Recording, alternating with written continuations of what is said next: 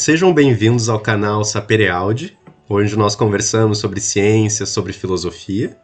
E hoje nós estamos aqui para nós conversarmos sobre o tema solidão, um diálogo entre a filosofia e a psicologia. E para a nossa conversa de hoje, nós temos aqui uma convidada muito especial, a nossa primeira convidada do canal, que é a Bruna. A Bruna vai fazer a sua apresentação agora, ela é psicóloga. E eu deixo contigo, Bruna, para dar as boas-vindas para o pessoal, então.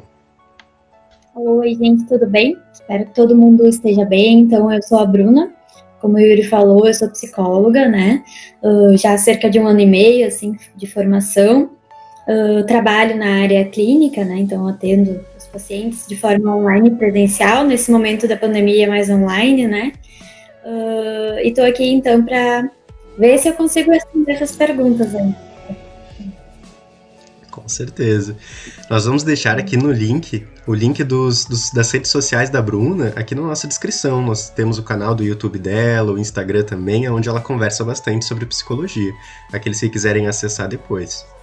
Então vamos começar a nossa entrevista, né? O tema da nossa entrevista, então, como nós dissemos, é solidão. Nós vamos fazer um breve diálogo, então, entre a psicologia e a filosofia. E nós vamos começar, então, com a nossa primeira pergunta para a Bruna.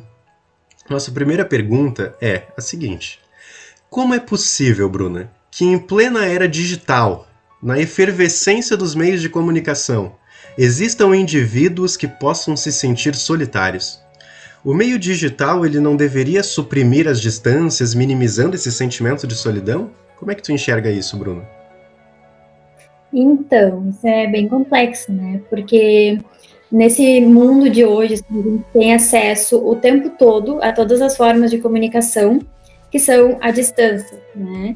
Na verdade, o sentimento de solidão, depois eu vou falar um pouquinho mais, né? Mas o sentimento de solidão é um sentimento que traz vazio, é um sentimento de desconexão, né? Então a gente não se sente pertencente nem ao mundo e nem a ninguém, nem a lugar nenhum. É um sentimento muito ruim, né?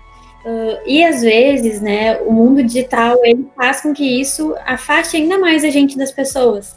Porque a gente fica ali naquele mundo paralelo, onde a gente fica o tempo todo olhando as redes sociais, vendo as notícias, falando no WhatsApp, às vezes por vídeo, e a gente vai afastando o resto, né? Então a gente às vezes deixa de visitar alguém porque tem a rede social para falar, porque tem o WhatsApp para falar, né? A gente deixa de pensar e viver um pouco mais a nossa vida, porque a gente está vivendo a vida do outro, olhando um Instagram ali de pessoas que estão o tempo todo felizes, né, ou o tempo todo tristes. Então são extremos que a gente vê ali, né, e aí a gente acaba que entra naquele mundo, esquece o mundo real, e aí se sente ainda mais sozinho. Então eu acredito que as redes sociais, se não forem usadas de uma forma correta, de uma forma com responsabilidade, vai fazer com que a gente se sinta ainda mais só assim, porque vai afastar a gente do mundo real e afastar a gente das pessoas que a gente gosta, que é o que ameniza o sentimento de solidão, né? Entendi. Vamos para a nossa segunda pergunta, então. Diante de muitos indivíduos que julgam a solidão como algo nocivo, seria ela um quadro patológico ou uma experiência natural da existência humana, Bruna? Haja vista que tantas figuras históricas, né, como Jesus, Paulo de Tarso, monges do período do medievo, tantos filósofos procuravam a solidão para suas meditações, né? Seria então algo natural ou algo patológico? Então, agora a gente vai falar um pouquinho, né? Existem duas vertentes, a solidão e a solitude. E eu vou explicar um pouquinho para a gente entender melhor e eu conseguir responder essa tua pergunta. A solidão é o sentimento, como eu falei no início, de vazio, é um sentimento de desconexão com o mundo. A gente se sente, como eu costumo falar, assim, como um balãozinho, sabe quando o balão tem um gás que ele vai voando, assim, e ninguém segura ele, a gente não sabe onde ele vai parar, se alguém vai conseguir segurar ele, se ele vai estourar no meio do caminho. É uma sensação nesse sentido, de não pertencer a lugar nenhum. E o sentimento de solidão, ele não precisa aparecer só quando a gente está sozinho, quando a gente não tem ninguém por perto. Pode estar no meio de uma multidão e não se sentir pertencente àquele grupo, aquelas pessoas, né? Então ele é muito mais profundo e ele traz uma tristeza muito grande. E o sentimento de solitude, que aí sim eu acredito que esses, né, filósofos, Jesus e os monges tenham, é um sentimento de se conhecer.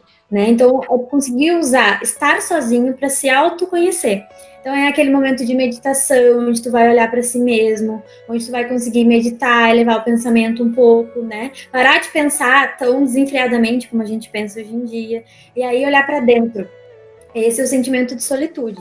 Então, tem essa diferença, né, entre esses dois conceitos. Eu acho que a solitude, sim, ele é bom, ele traz coisas boas, mas o sentimento de solidão, não necessariamente. E às vezes tem essa confusão, né, do que é um e do que é outro. Então, acho que a gente explicando fica um pouco mais claro para as pessoas entenderem. Muito interessante, Bruna. Muito bem, então a gente vai para a nossa terceira pergunta. Já estamos quase na metade já da nossa entrevista. Para Nietzsche foi um filósofo existencialista, nihilista do século XIX. Nós vamos ver que o indivíduo que experimenta o fanatismo religioso, ele nunca se permite estar sozinho.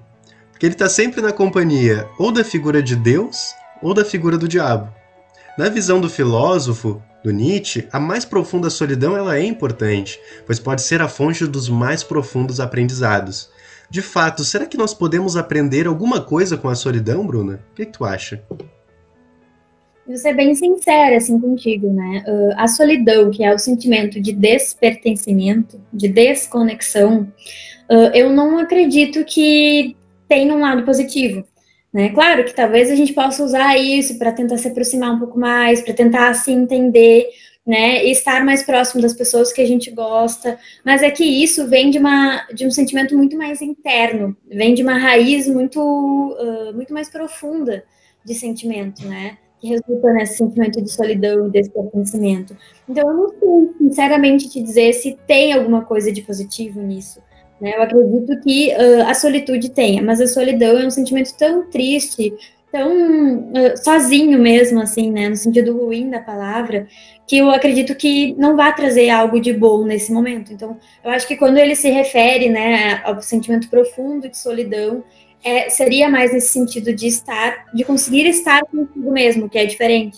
Conseguir ter prazer na sua própria companhia, o que vem da solitude, não da solidão. Porque tu consegue ter prazer na tua companhia se tu te sente pertencente a outros lugares, se tu sabe que tu pode contar com outras pessoas, se tu sabe que sim, que tu pertence a esse mundo e que tá tudo bem. Aí tu passa para a segunda etapa, que é, então, se sentir bem consigo, né? Então, eu acho que a gente tem que pensar um pouco nesse sentido quando for pensar no lado bom da solidão. Muito interessante, Bruna. Tu estava comentando, eu estava recordando de um outro filósofo chamado Montaigne, lá do início, na verdade, do Renascimento, e ele fala exatamente sobre isso, né? Ele se afasta da vida pública e vai viver isolado no seu castelo. E nos seus ensaios ele fala um pouco sobre essa questão da solidão, muitas até sobre a questão do ócio e como isso acabou sendo prejudicial para ele em alguns sentidos, né? Então, exatamente, né? A gente vê também essa diferença, né, da solidão para a solitude. E nós vamos agora, Bruna, para a nossa quarta pergunta. Muitos indivíduos parecem ter uma certa aversão à solidão, tentando a todo custo evitá-la. Nesse sentido, diante da solidão, alguns procuram ligar a televisão, o rádio, uma música, numa tentativa de fugir dos seus próprios fantasmas. Esse medo de encarar a si mesmo seria uma das resistências que muitos indivíduos possuem para buscar uma ajuda terapêutica, uma ajuda profissional? Como é que tu enxerga isso como psicóloga, Bruno? Com certeza. O que acontece? A partir do momento que tu tá contigo mesmo, né, tu é obrigado a pensar sobre ti mesmo, ou a pensar muitas coisas que te levam a um desconforto, né, em alguns momentos. Então tu vai ali, liga a TV, mexe no celular para desviar o teu pensamento, para conseguir se distrair, né? E a terapia nada mais é do que estar consigo mesmo, porque tu tá com um terapeuta, mas o terapeuta, ele vai te ajudar, a te impulsionar, te fazer perguntas, questionamentos, e às vezes vai trazer a tua própria questão. Então, por exemplo, tu fala uma coisa, o terapeuta fala a mesma coisa que tu disse, só que tu ouvindo dele, soa totalmente diferente. Só que tu tá falando contigo mesmo. Então tu tá ali naquele momento de terapia para te confrontar contigo, para te estar conhecendo, né? Te autoconhecendo. E com certeza, se tu não consegue ficar sozinho, se tu foge da solidão mesmo de não ter nada por perto que te desfoque, que tu consiga entrar para dentro de ti, que tu consiga te olhar internamente, saber a tua essência, saber quem tu é, vai ser muito difícil que tu tenha vontade e desejo de procurar terapia. Porque lá tu vai, com certeza, sem escapatória, te confrontar contigo, né? E às vezes também acontece, quando o paciente se confrontar com ele mesmo, ele sai da terapia, né? E aí tem a resistência. Aí pega um ponto lá que machuca, que dói, porque às vezes é necessário, e ele, eu não quero mais fazer, bota desculpa, diz que é dinheiro, diz que é trabalho, diz que agora, diz que se deu alta, que tá bem, acontece muito isso, e aí a pessoa volta, né, enfim, a fugir de si mesmo, né, isso acontece muito. Perfeito, Bruna. Nós temos aqui a nossa próxima pergunta também. Para um outro filósofo, anterior a Nietzsche, inclusive, Arthur Schopenhauer, outro filósofo existencialista, crítico de Hegel, ele vai nos falar também um pouquinho sobre a solidão, e acredito que nesse mesmo sentido da solitude também, dizendo o seguinte, que o amor à solidão, ou podemos entender também como a solitude, está na mesma proporção do valor que o indivíduo atribui a si mesmo. Nessa perspectiva, existe alguma relação entre se sentir bem sozinho com a autoestima? Vou falar um pouquinho dos dois. Em relação à solidão, não tem uma relação. Por quê? Porque, como eu falei no início, é um sentimento muito mais intrínseco. Então, tu se sentir sozinho, tu se sentir despertencente, isso vem lá de trás. Então, faltou amor às vezes, não foi tão amado quanto gostaria, se sentiu rejeitado. Então, isso é lá de trás, tem muito mais a ver com a rejeição, com o sentimento de não estar ali, né, não ser desejado naquela família, do que autoestima. Agora, a solitude, sim. Por quê? Porque para ti ter um momento só para ti, tu precisa gostar de ti, tu precisa se valorizar, tu precisa pensar, eu preciso ter um tempo para mim, eu preciso me permitir. Porque o que acontece? Às vezes a pessoa, quando fica sozinha, só para não fazer nada, ela se culpa. Ela se sente culpada por não estar fazendo nada. E quando a gente tem a autoestima fortalecida, a gente tem nossa autovalorização fortalecida, a gente pensa, bom, eu tô aqui sem fazer nada porque eu mereço, agora tá tudo bem, né? Então eu vou ficar aqui sozinha, hoje é meu dia de meditar, hoje é meu dia de ler meu livro, né? Hoje é meu dia de só escutar uma música e não fazer nada. Então, assim, tem muita relação, porque daí tu começa a entender que, se tu se valoriza, tu precisa daquele momento pra ti, né? Tu precisa se encontrar contigo para cada vez mais ir se conectando contigo mesmo, ficar bem contigo mesmo, porque começa dentro, né? E aí depois vai para fora. Depois a gente começa a se conectar bem com as outras pessoas. Então, eu acho que primeiro é essa questão, assim, a solidão não teria essa relação, porque daí precisaria de uma cura muito mais intensa, muito mais interna, né? E a solitude, sim, porque depois, a solitude é uma consequência da autoestima, eu diria. Né? Então, a partir do momento que tu tá com uma boa autoestima, fortalecido, se valoriza, aí tu consegue ficar contigo mesmo sem sentir o tempo todo culpado, sem te sentir mal com aquilo, e até vendo como um momento de lazer, um momento prazeroso, né? Perfeito, Bruna. Nós temos então agora a nossa penúltima pergunta, já estamos quase chegando ao fim então da nossa conversa. E de novo nós resgatamos aqui o filósofo anterior, que é o Arthur Schopenhauer, né? Ele nos apresenta o dilema do porco-espinho, que inclusive hoje é desdobrado por outros autores, como o historiador Leandro Carnal. Tem inclusive um livro com esse título, O Dilema do Porco-Espinho. E o Arthur Schopenhauer, então, ele nos ilustra esse dilema para mostrar um problema da convivência humana, né? Em que, apesar das inconveniências de viver próximo demais das pessoas, certa proximidade social se faz necessária. Assim, Bruna, como nós podemos manter o equilíbrio perante as nossas relações interpessoais?